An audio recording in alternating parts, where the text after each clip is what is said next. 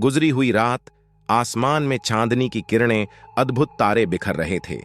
एक छोटे से गांव में वहां के लोग अपने घरों में नींद की गहरी गोद में सो रहे थे, परंतु वहां की एक अजीबोगरीब मिट्टी के रास्ते और काले अजगर की आवाजें सुलग रही थीं।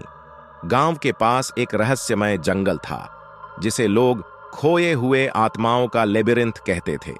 इस जंगल में अनजाने रास्ते और भूतियां, काले पेड़ पौधों का अंधकार छाया हुआ था। यहाँ के रहस्यमय गुफाओं में कई किस्से बुने हुए थे जो लोगों की नींद उड़ा देते थे।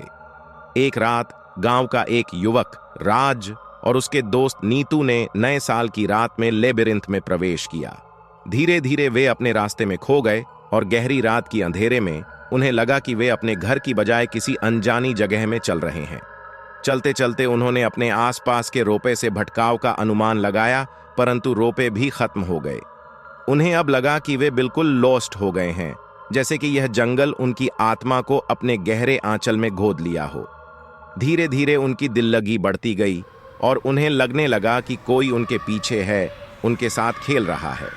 अचानक उन्होंने एक भूतिया आवाज सुनी जो उन्हें उनके खौफ के रूप में चिता दिखाई दी।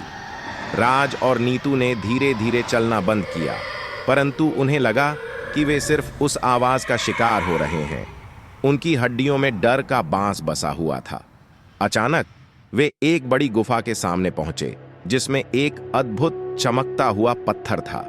उन्होंने गुफा में प्रवेश किया और वहां उन्हें कुछ अनजाने सिर के सिरों में उतारने वाले आवाज सुनाई दी। वे गुफा के अंदर आगे बढ़े, परंतु उनकी आंखों के सामने सच्चाई खोजने का जो कारवां हो रहा था वह कुछ भी उनके समझ से परे था।